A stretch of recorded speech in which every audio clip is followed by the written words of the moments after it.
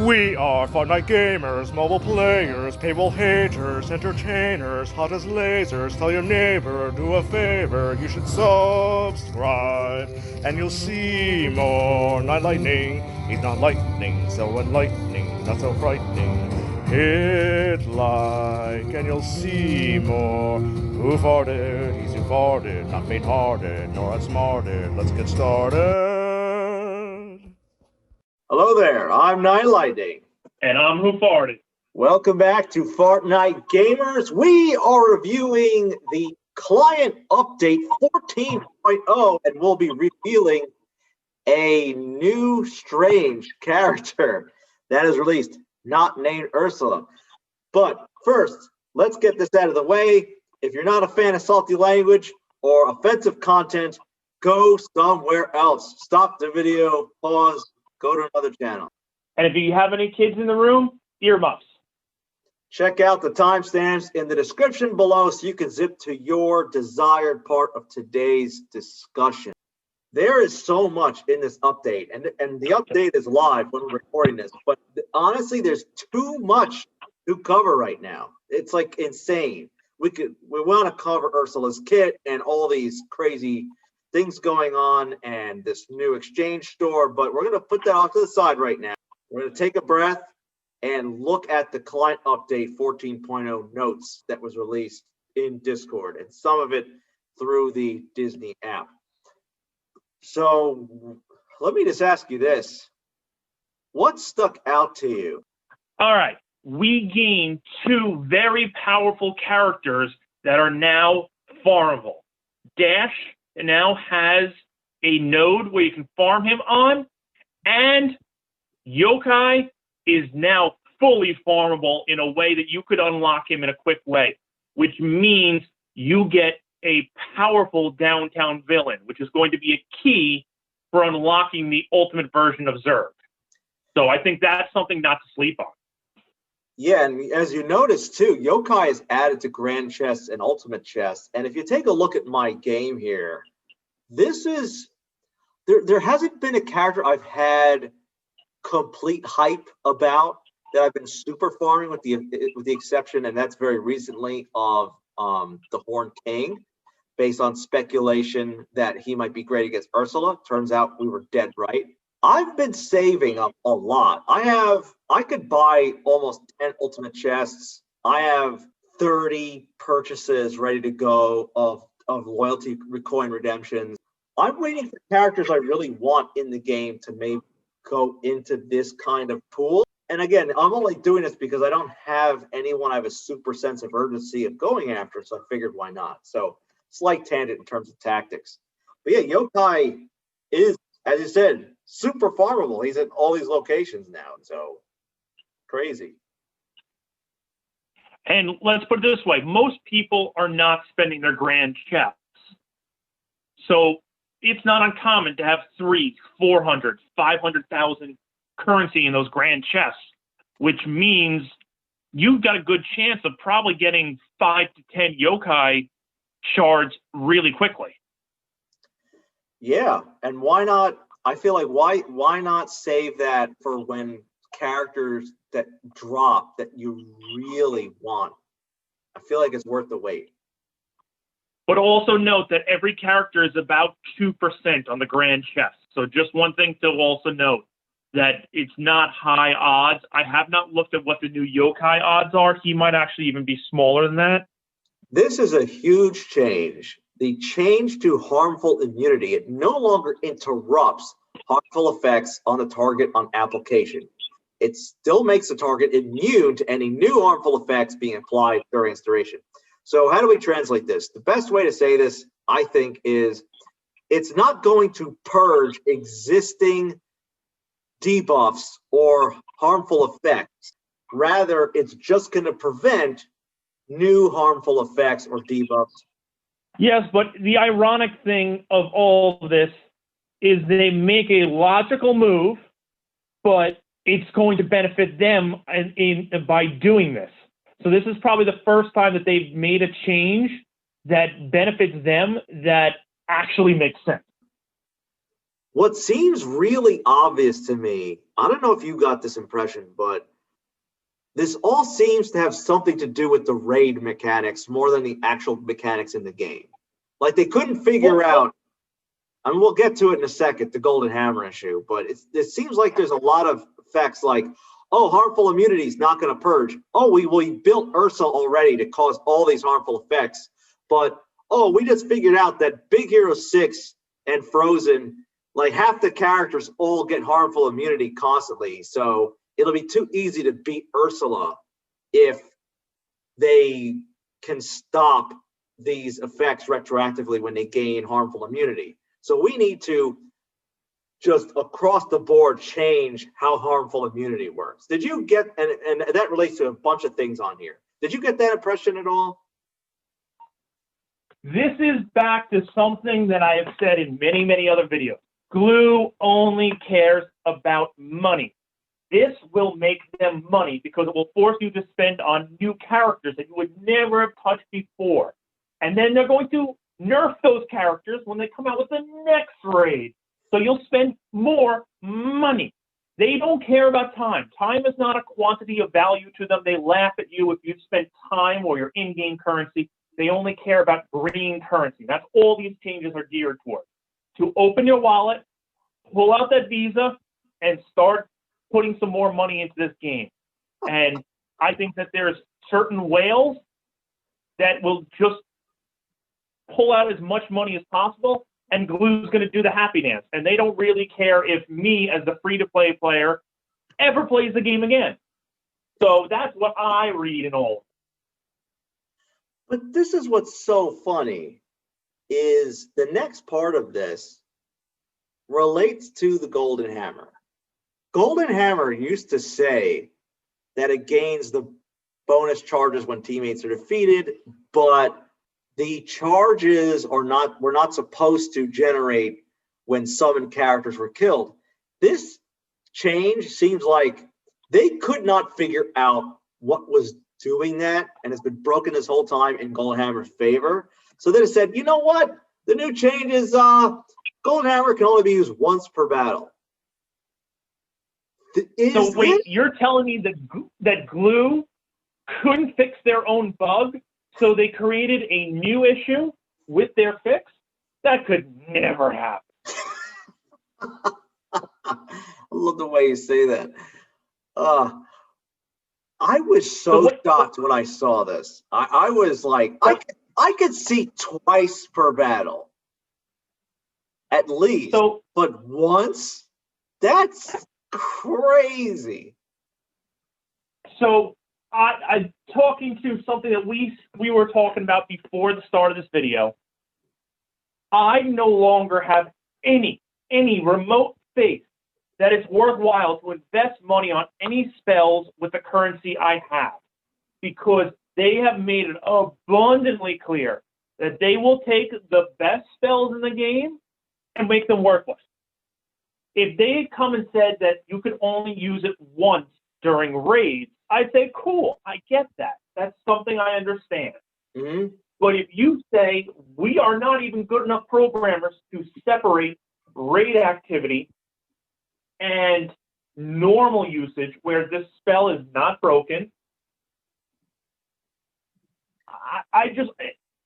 Yeah, I get... From like, okay, yeah, honestly, my interpretation... It's now going to go from use once per game. Like, it's useless. Like, that's what I think we're on the precipice of, and I am just going to continue to hoard currency and only utilize it when I need a spell at that exact moment, and I'm going to assume the next day it will be nerfed. I can't say you're wrong for having that position at all, based on this history. This game in its launch, official launch, is not even a year old, even though it's been, around for a while, technically, if you consider beta. But if you consider the amount of nerfs after a game is launched, like this, we're not even a year in this game yet. It's just crazy. I'll be honest, it just doesn't make any sense. To me, this screams that they literally have zero long-term planning and that they didn't even start thinking out this raid during the beta, which is insane to me because they had the beta out for a year, a full friggin' year. How do you not plan the rough template of what you're building and the impact during that year? Because you do most of your coding before you would ever release the beta. You might add in some additional stuff. So I'm just baffled here. Every time they roll out something new that's positive, it seems like they slap us with 4 negatives and say, like, okay, please ask for another. Well, what's funny is the way I read this was, harmful immunity, the way it was working was preventing Ursula from smashing through Big Hero 6 and Frozen teams. Golden Hammer was allowing teams that we didn't want to be able to beat Ursula, being able to beat her. The speed meter thing, when we get into it, I think that's very similar. All of this, it's not a coincidence that these changes came at the same time that Ursula is said to launch with this raid in 3 days. It's all based on that, but it's like, to your point, it is completely odd, bizarre, and frankly disappointing that they have to change baseline mechanics of how all things work just to accommodate this thing, especially since we've seen them being able to amend certain things specifically for raids. We have raid-based characters like Eric and Triton, where things supposedly only trigger in raids. We'll see what actually happens. But our last video, we came out and said Horn King might be one of the best raid characters. And we pointed to this 5% damage piece. They changed it, but they kept the spirit of it, where they added this new line where raid bosses receive an additional X damage when the Horn King does his attacks when the Black Cauldron's out. Here's the thing. My Horn King is 4 stars, tier 5, and every single hit, he's going to deal an extra 3750. So once I get him to 7, and you put out the challenge, you said, hey, listen, if you better farm Horn King, and you'll get him up to, better have him 5 stars by your next video. So here I am, and yeah, I'm ready to go, man. I think this character was exclusive for a reason at the time, and now I have a 5-star version. So let's see actually how that scales real quick. So let me go to my Horn King. I'm bringing him for 4 to 5. It was dealing 3750. And now it's 4375. So this is going to do, what would you think, around 6,000 damage by the time? I think if you're talking about him at level 60 and he's 7-star, I'd say 6,000 to 7,000. Yeah, that could be legit. And here's the thing. I mean, I don't know if you Peach Shadow the Black Cauldron, does this trigger twice? I don't know. That could be a whole other thing. Soon to be nerfed, if it does. Well, don't count on it being a thing. If they did not create it as a premium character, it will be nerfed. It's not if, not when. It will be at the most inopportune time. Exactly. Let's assume that. Exactly. Getting on to our next piece. There are changes to the speed increase and decrease mechanics. So now, there's a lot of language here. But when they increase or decrease the target speed meter, the speed meter adjustment will be done in an effect applied to the character. The effect is no duration. This is a really long-winded way of basically saying, and tell me if I'm reading this right, that they just are counting speed meter manipulation as an ability. So things that can help or hurt that effect now count in a way that didn't necessarily count before.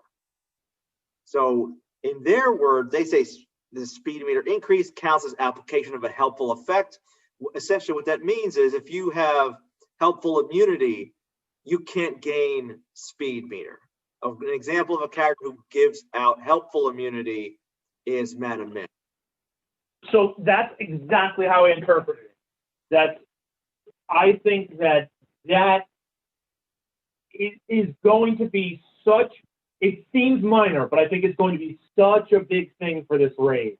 And that this was the thing they're trying to slip by and be like, no, I'm going to tell you about it, but don't really worry about it. So all of a sudden we go, what the hell just happened? Yeah, what the hell just happened is Glue needed a way to prevent Cobra Bubbles and Hero from being the main two important characters that could completely dominate this raid by themselves. So case in point, if Ursula is dishing out helpful immunity, they will not be able to grant speed meter to their targeted characters from their respective abilities. And also vice versa. I think here's the other one people are forgetting, that this now majorly impacts Elsa, because Anna has that ability that most people line up that gives speed meter to Elsa. You're correct, because Anna just doesn't give out haste, which essentially just grants base speed increase. She gives out a speed meter boost, that 30% on her kit, which she does that special. So this shuts that down if the person has helpful immunity. I also look at this backwards, because let's say Ursula has a mechanic where she gets harmful immunity. That means ways we have of speed meter decrease. A great example would be Aladdin's carpet ability that doesn't just slow, which affects speed, but just knocks down speed meter itself directly. If she has harmful immunity, then that part of it is not going to reduce speed meter. And even though it may not be looked at as a huge thing, another example would be Mickey's brooms knocking down and removing speed meter. Because otherwise Aladdin and Mickey might be one of the best characters, because if you could prevent Ursula from taking a turn, then that'd be unbelievable. Who knows? Mickey might be like an amazing character if you give him like tactics, and you essentially one great combo could be Cobra Bubbles giving his bonus to Mickey and just knocking down this ability right here, the magical mob. You do 6 attacks with a 30% chance to decrease speed meter by 10% with each attack. If Ursula does not have harmful immunity, then with tactics, this should just completely knock down her speed meter by 60%, which is huge. However, there's some caveats, because now speed meter decreases and increases, as we see here, can be resisted. This effect application now goes through the tenacity potency check. So even if she doesn't have harmful immunity, her tenacity could be so high that this just not going to work. You might need ways of boosting tenacity. I don't know if we even have tenacity boost in this game yet. I can't even think of a. No, there is. It's one of the abilities that added in tenacity up is one of the abilities. Okay.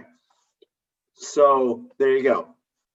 So all of these changes basically mean that ways we might have had before of manipulating speed meter aren't necessarily going to trigger. I actually wonder too if this is a silent nerf. I haven't tested this yet, even though it's live. I wonder if this is a silent nerf to Fairy Slumber, because that would always, even if the person had evasion, remove speed meter no matter what. And I'm wondering if this is a way of preventing that in a lot of situations. Time will tell. This does not affect abilities that grant characters extra turns, like Shan used now. It's your turn, or Zerg Vision. So that's a flat bonus turn. Another example would be, not that it's out yet, but BBW's tier 8 ability when he kills someone with his second special. That'll grant him a full bonus turn. That's not granting 100% speed meter. In terms of language, it's a little different. Supposedly, we'll see what actually. We know that the way this reads isn't necessarily how it's going to play out. They still have not followed through on the simplest thing of hiring all these unemployed English majors and making them write all the text so we can actually understand it. Well, do you think they figured this out, that they're kind of woke to their own nonsense? Because look at the language, okay? The third line underneath that section should be blocked by helpful immunity. Not will be, not this is the case. They're using should language. So it's like they're expressing my intent, but I'm not really convinced this is going to work. That's so You know crazy. what the funny thing is that I would have originally said that this was like, oh, it's clearly programmers writing this if it didn't make fully sense, but it followed a logical progression. Because I know how some programmers' minds work, that they go logical progressions and maybe they don't have the fluidity with their writing that everyone is looking for. But this is not even that. Like, this is kind of like, I'm going to give us a cop-out because we're going to fuck up. So we're going to use words like should, could, Yeah, possibly. under And that way, if it doesn't work, whatever.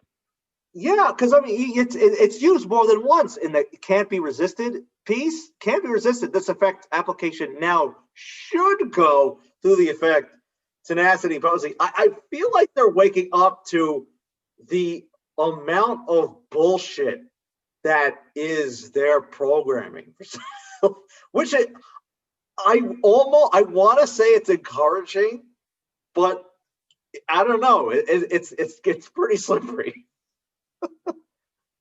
If The you crazy spend thing money, is, like, you okay, should get this tier or gear or character, but we don't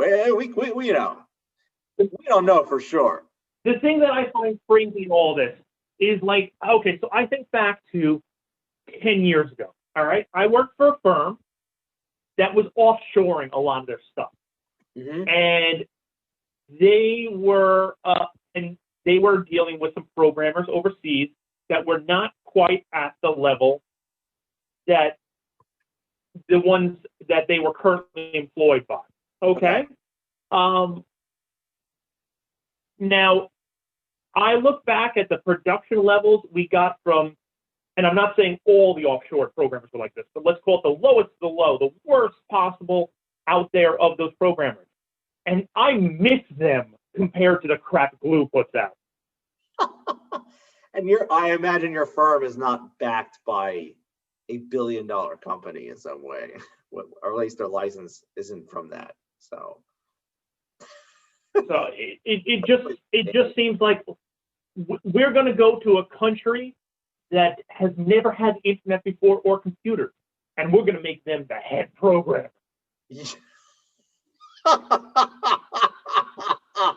That is beautiful. I freaking love that. Like, I'm just imagining some penguin in Antarctica just kind of like trying to type on a keyboard, and that's like Glue's head programmer. Oh my God, that is too much.